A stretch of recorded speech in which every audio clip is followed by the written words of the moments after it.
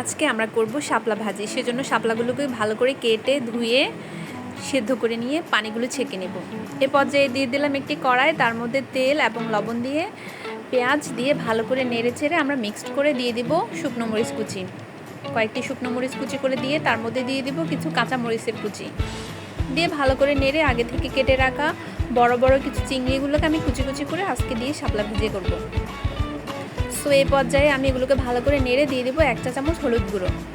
এই পর্যায়ে দিয়ে দিব আমরা আদা রসুন এবং পেঁয়াজের পেস্ট দিয়ে ভালো করে নেড়ে চেড়ে নিব।